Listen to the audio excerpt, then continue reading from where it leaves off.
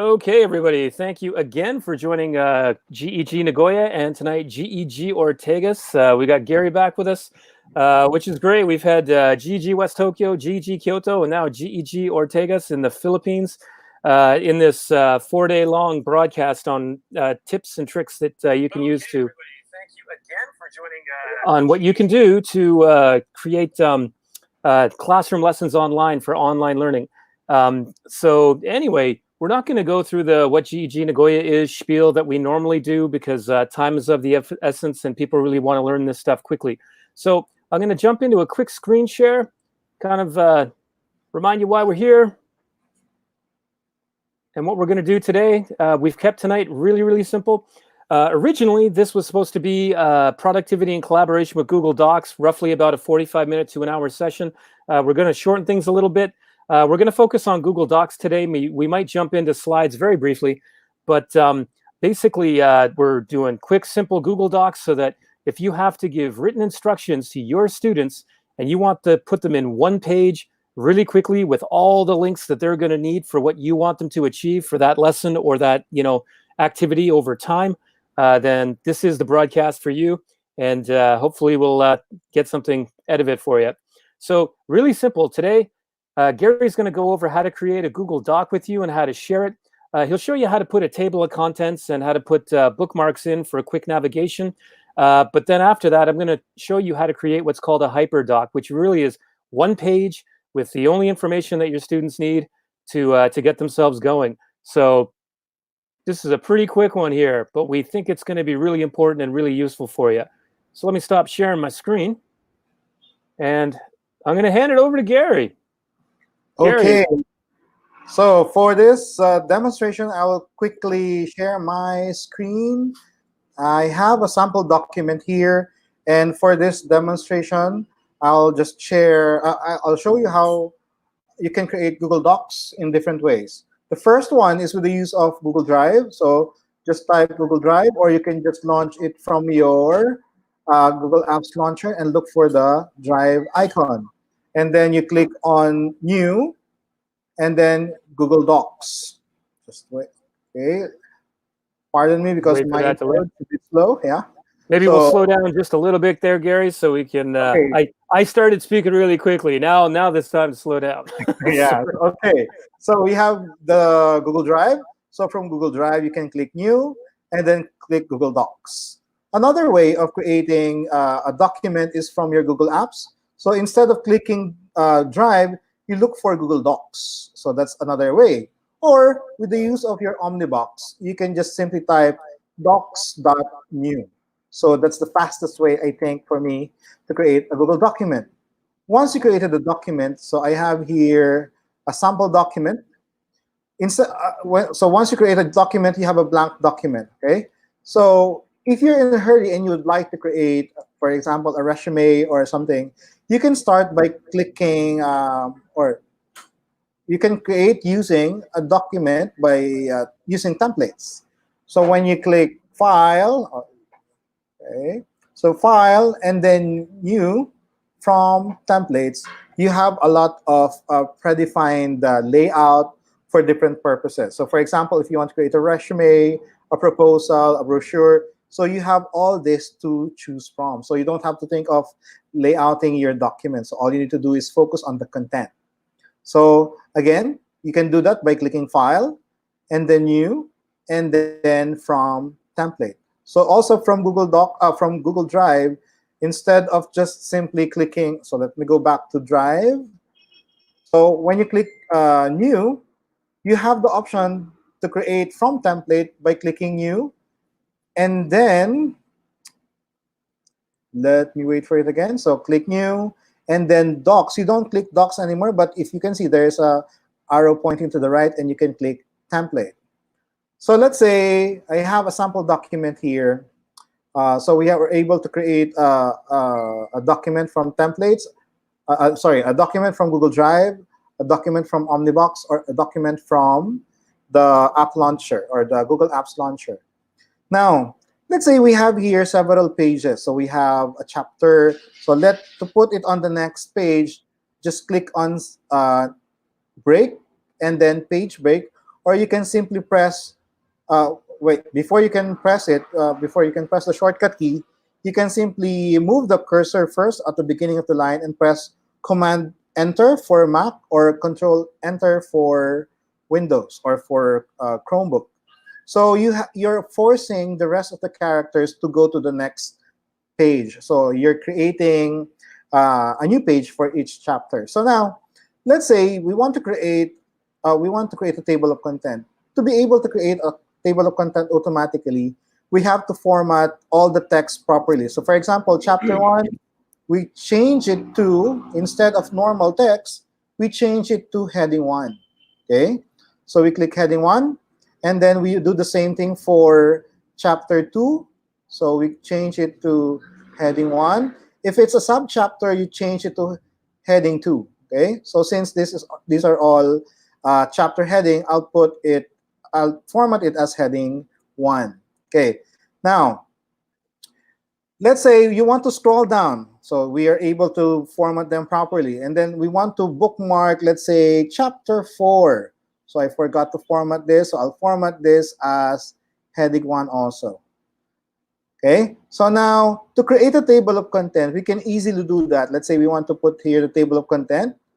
To create a table of content, all you need to do is click Insert, and then go down to Table of Contents, and then with page number. So with page number, when you click that, automatically we have this table of content. So automatically it puts the chapter title and then the page number. So let's say I have here the table of contents, and I want to go to chapter 4.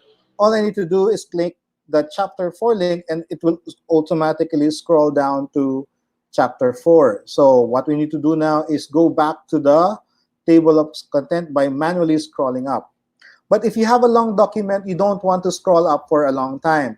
So maybe what we can do is we put a text here. Let's say table of contents. Okay, let me just copy this one, and then I'll type it here. So table of contents.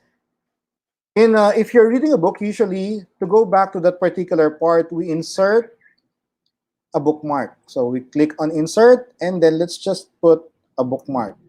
So you have now here a bookmark in this particular area of the document. So what we can do is go back to chapter 4, and then we edit the footer of the document. So when you say the footer, it's whatever you do in the footer, it will be available for all the pages. Let's say back to, let me type it first. So back to table of content. Sorry, table of content. Okay. So now we will assign the word TOC as a hyperlink to the table of content. So let me minimize my window. So the first step to create a hyperlink is by highlighting the word and then pressing Command K or Control K, and then you will see a pop-up box. Now, next step is to look for the bookmark, and then you will see the bookmark that we have created. Just click it and then apply. So now what we can do to go back to the table of content is just click the link. So automatically you will go back here. So if we click here and then go to chapter 2, when we scroll up, we have the footer for the previous page, and just click it again. And then we can now click the bookmark to go back to the table of contents. So that's how you create a table of contents. So when you format properly your document, you can easily create a table of content. So there you go. All right, and so the reason we wanted to show you that is that now the aim for today is to show you a hyperdoc where you can take a lesson or an activity and put all the resources that your student needs in one single place, so that they don't have to go all over the place. You know, they can just go back to that main document whenever they get lost with something, and all the instructions are there. We also want to show you how to make that document look pretty. Google Docs tend not to look very nice. They don't have the formatting capability of Microsoft Word or Pages if you're a Mac user. So we want to show you how you can make that at least a little bit better.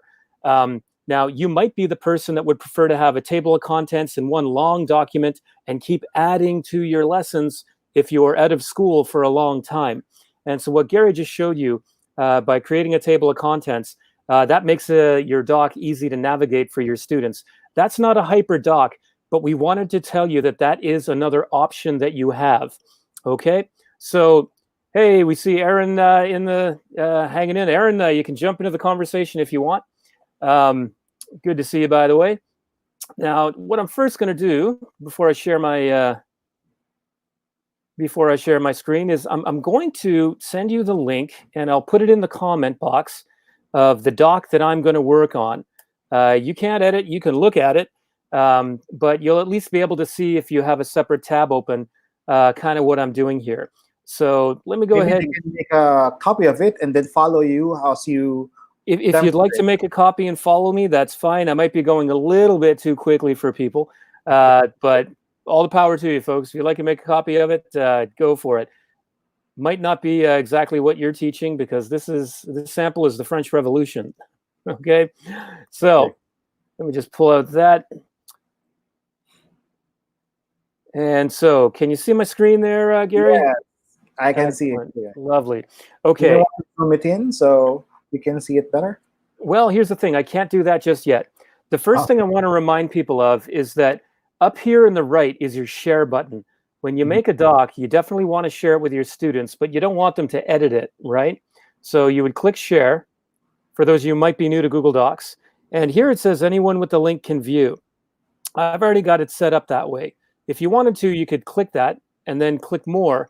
And then you can choose who can see it, whether it's public on the web, anyone with the link, or specific people. And right here is where you can change that people can edit, people can comment, people can view. Now I'm going to keep it with anyone on the link, anyone with the link can view. So my students can see it, but they can't do anything with it other than use it as a place to navigate. Now there's a second thing. You notice here that I've put all my text and all my links. I've already set up the doc the way I want it, but it doesn't look very attractive. It doesn't look appealing or super easy to navigate because things aren't really separated well. So before I get into exactly what we're going to do, I also want to point out we've got a lot of space here. Okay. Now, I would say the easiest way to change your margins would be to go to File and go to Page Setup. And we're going to come back to this a couple times later, actually. So I'm going to click Page Setup, and I'm going to change everything to 0.5. And that's just going to give me a lot more wiggle room for my text in my doc here. We're going to go back to change page color a little bit later. Okay, so now you see I've got a lot more space. Now, the first thing that I want to do, okay, is give myself a little bit more space at the top, because I want to put something in here that looks kind of interesting, I guess you'd say. And I'm thinking, what might that be? Is an image. Now, the reason I'm leaving this space is it just gives me a little bit of room to move later when I format. So what I would like to do is insert an image. So I'm going to go to Insert right up here. I'm going to choose Image. And you notice I have these different options. I can upload from my computer. I can choose from Google Drive. Upload by URL, which means I could go to a Google search for images and then put it there. Or by camera, take a pretty picture of myself. I'm going to search the web. And you notice I got this pop-up here, and it already has me search. So I'm going to put French Revolution. And then I'm going to choose an image here. What one might be kind of good to use? I think I'm just going to go with this one right here. So I'm going to tap on that. And then I'm going to click Insert. And so now I have my image, but I'm thinking, whoa, mama, that is way too big. So what I'm going to do is decide what part of the image I want. I like this because it'll look good with a banner, all the people protesting and revolting. So I'm going to double click on the image. And now I have these little bars here. And you notice I'm just clicking and dragging down to roughly where I want my banner. I'm going to hit Enter. And now I've got my banner. Looks pretty good, right? I think it can be a little bit better. I want it to go, thanks, Gary. I want it to go across my page. So what I'm going to do is tap on my image. First thing I'm going to do is go up here, and I'm going to grab my margin arrow. I'm going to pull it over there, and I'm going to do the same thing right here. I'm going to pull this one over here, and then I'm going to drag my image over a little bit. Okay, so now it goes across my page, looks a little bit better. Now what I want to do is go way over here to my left, and I'm going to do the same thing by dragging it up to the top. And so now, if you can see, I've got this banner at the top of my doc, right? Looks a little bit better. So the next thing I'm going to do is kind of go up here, and see why I wanted that wiggle room. Now I can highlight and bold my my heading here. I'm going to give myself a little more wiggle room right here. Now you can see I've taken this from history.com. Always cite your sources wherever you got stuff. So now I'm going to highlight all of this. And again, I want it to look a little bit more attractive. So what I'm going to do is go up to Tools, I believe I'm going to. Whoops, sorry. I'm going to go to Format. And I'm going to go down here to Columns. And I'm going to choose 2 columns. I'm going to tap that. And now it looks a little bit better. So then I'm going to take my task instructions, and I'm actually going to put them down a little bit. Then I'm going to put my cursor up here. And I think I'll give myself a little bit more space. Now, again, what I want to do is make this a little more attractive. So I'm going to actually put in a table. So I go to Insert, I'm going to go into Table, and I'm going to choose 2 rows, actually. In fact, maybe I'll just choose 2 columns. That might be a little bit easier to work with. And I'm going to put an image in here. So I'm going to go back up to my image search, or sorry, Insert, then Image, and then search the web. And I'm going to choose another image. Now, this is a column right here. So I think I'm going to choose this one because it's that portrait orientation. Orientation, right? Whoa, I just deleted something there. There we go. So do you notice that image has gone into my table, and that's completely huge. So I'm just going to tap on my image, and again with my little squares here, I'm going to. And notice I actually didn't do that inside my table. Not to worry. I'm just going to cut it. I'm going to paste it in, and there I go. And so I've got my image, and I probably want a little bit more room here. So I'm actually, for now, you know what? I think I'm going to keep that as it is. So I've got a little bit more space there. I've got my table. Whoops. And now I want to put some text in the side here. So I got my Louis XVI image here. And notice I've got my links. These links are actually what makes your document what we call a hyperdoc. So I'm going to first take my task instructions and my assessment, and I'm going to Command X to cut it. So I'm just going to not even copy and paste. I just cut it right out. And so now you see I've got a little too much going on, and I'm down into my second page. Ooh, don't really like that so much. So what I'm going to do is take away space right there. I'm going to take away space right there. I'm going to now start to format my stuff in a way that I want it. So notice here I've got my assessment and I've got my instructions all with my links. And we'll talk about those links and why they're important in a moment. Now, I'm going to drag that a little bit just to give a little bit more space. And might pull that over a little bit more too. Now, the thing is, I don't really have enough space here. So, I'm going to go back up into File and Page Setup. And I'm going to make this actually 0.2. That's just going to give me a lot more space. And that's already at 0, so I don't need that. And so now I've got a little bit more space to work with here. So I'm going to drag this down even a little bit more. Let's see. Maybe I'm going to just make this a little bit smaller. I'm going to drag this a little bit. Make Louis look a little bit more normal. I pull that up. Keep kind of working with my doc just a little bit so that things look okay. So now I've got a bit of an image here. Looks pretty good. I've added some extra text here from when I first made this, so that seems like there's still a lot going on here. So I think what I'm going to do is take out my assessment instructions, and now that looks a little bit better. And so I'm going to highlight and bold a few more things in here. And I think I'll put my assessment right down here.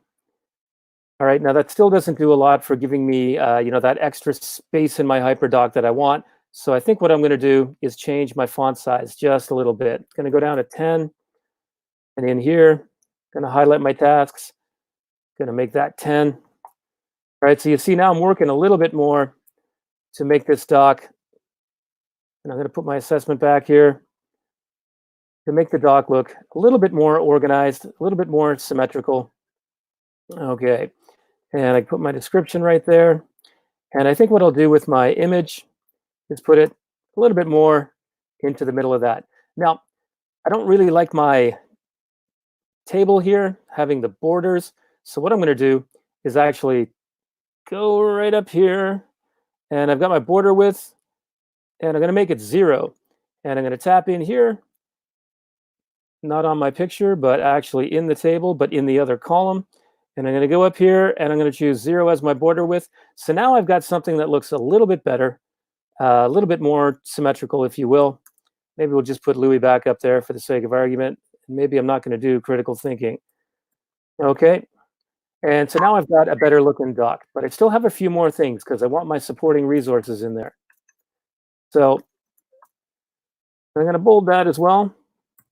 And I think it's looking a lot better. It's looking okay. I might want to make it a little bit more attractive in that I'm going to change the font of my headings. Let's see which one might go kind of nicely here. Let's see, maybe I'll just go with impact there. And maybe I'm going to make my heading for my paragraphs in different sections a little bit bigger.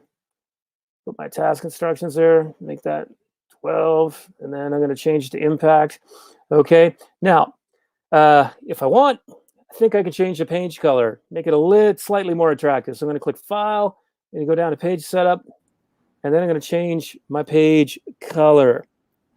And let's see, for here, it is not actually allowing me to change my page color. And that's because I have to go Apply To. It says Section 2, I want Apply To Whole Document. And then it's allow me to do the page color change. I'm not going to use blue because my links are blue. Let's go with kind of like one of these pale orangey kind of colors. Might contrast with that picture in the top one fairly well. Yeah, so now I've got a better looking doc. That's a nice little blend. Now, so the thing is, now what makes this a hyperdoc? So here are my task instructions, right? So the students get this document. They go to task 1. It says, tour the Google Arts and Culture Institute, Versailles. Take notes on what you observe. What would life be like for royals in the 18th century? So all they had to do is tap on that, and then it takes them out. Now, if I gave further instructions, I would tell them to go to specific places. When I did this with my students, I did actually tell them specific places to go. I had them come down here, and I had them looking at, for example, the King's Bedchamber, and they were viewing that in 360 and touching the different hot spots to get more information. So I'm not going to go through the lesson for you as well. Just we'll wait for that to load for a moment. But the point is, I would give them a place to go to find information. So they had to click on that, and it says, what would life be like for royals in the 18th century France? Respond using this Google form, which is another thing I made. And it says part 1. So I click. Should add a note too that part 1 and 2 are together.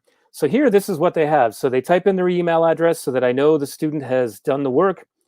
And then after they do that first part of the assignment, then they would type in their response right there. And then they can go back to the lesson. Of course, I would tell them keep that form open. And then they go to the second task, which happens to be on a different tool or a different place, the French Revolution. So the idea, I'll wait for that to load. And then again, I have the same Google form that they would go to, and they would click on that, right? So they get the link right there. And then they can move on to answer the 5 prompts, the 5 questions that I have. In my instructions, I said, look at the questions first and then use this Google form. So you can see that they're working from a couple of different places, 2 different websites, but they've got 2 different Google forms. Now, we're not finished. And in case you wanted to, oh boy, yeah. See, so these tours are really good. I highly recommend using Google 360. So they've got these different things that people can use to observe. Really great for student learning.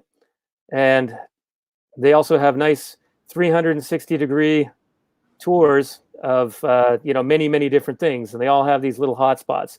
And of course, they can get little knowledge cards where they can learn different things.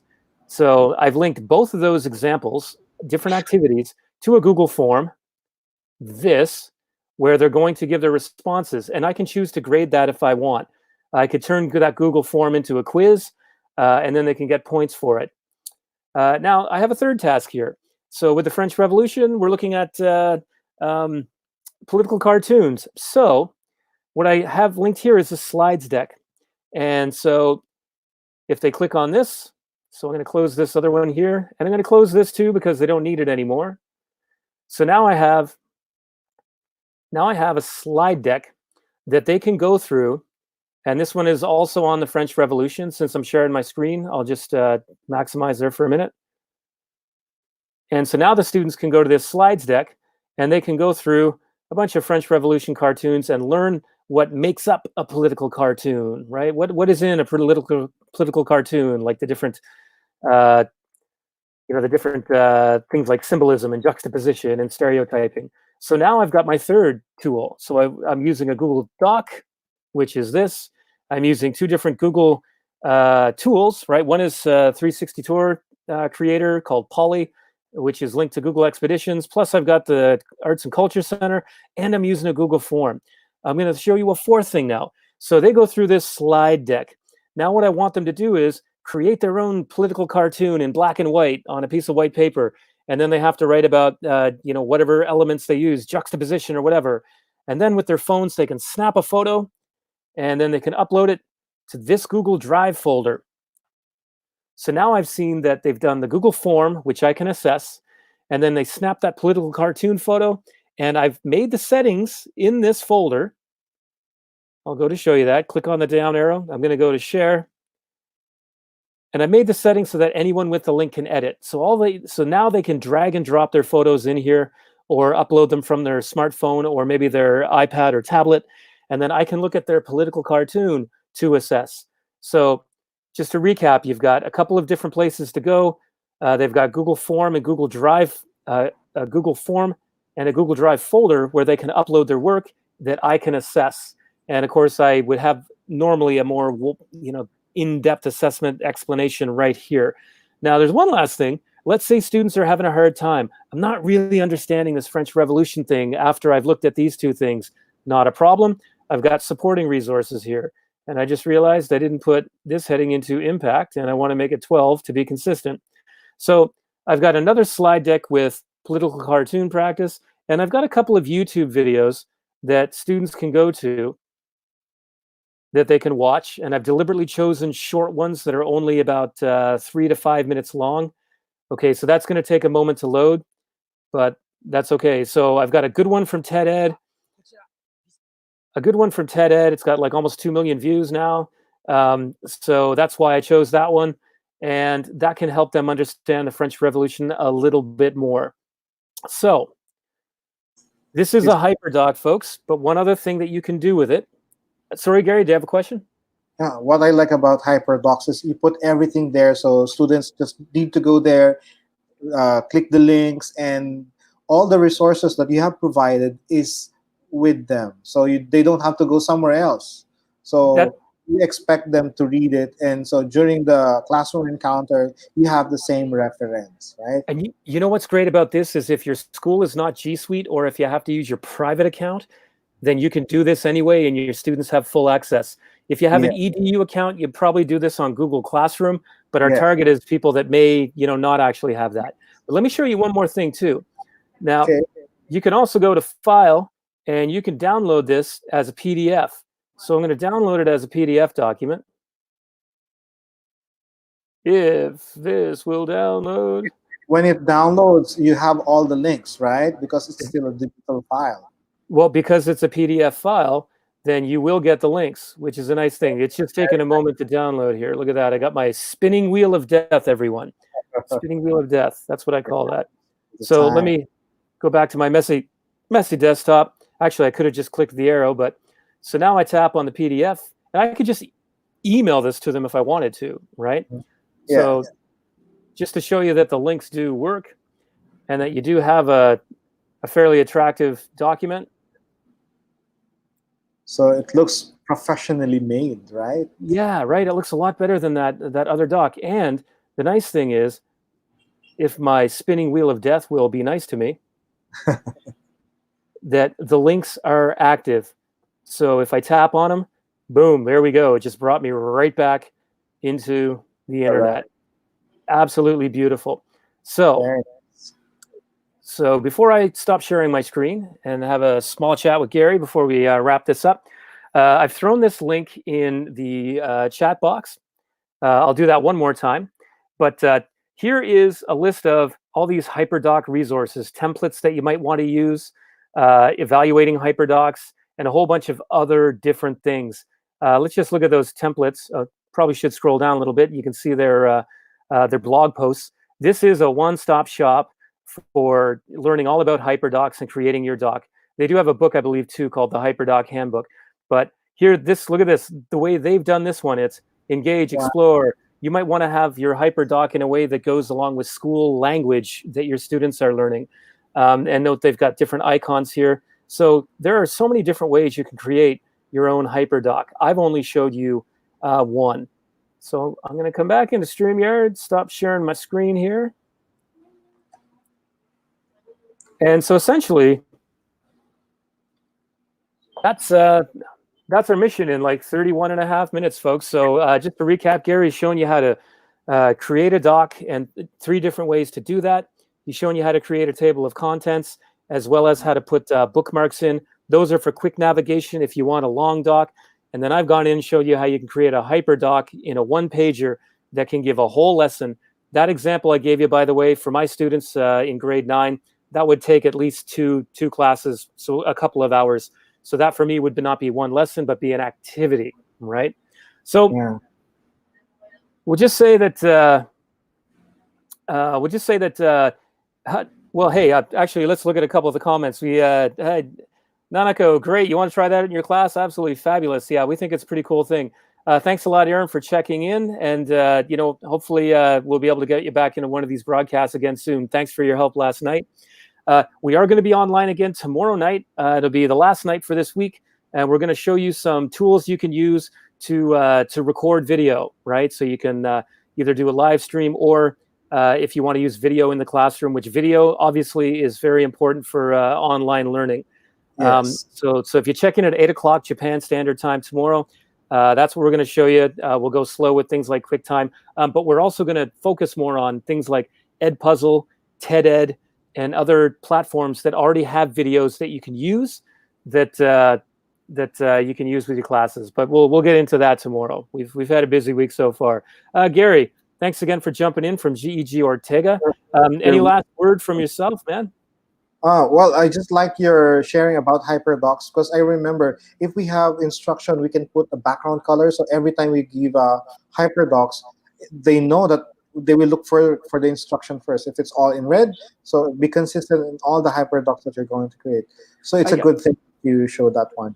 Yeah, and I think actually you just made an important point too. Like, maybe you want to put your instructions in one color, whether it's text font or a table cell color, and then your assessment instructions in a different color. So you can put different colors in your tables and that kind of thing. In a table, in fact, you know what? Let's just do that really quickly. Let me share the screen. Indulge me, folks, because I think Gary just sparked some important thinking.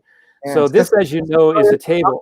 It's a good thing. I'm learning too, Well, okay. Well, hey, it's good stuff. So if you in the table, remember, this was a table that we made.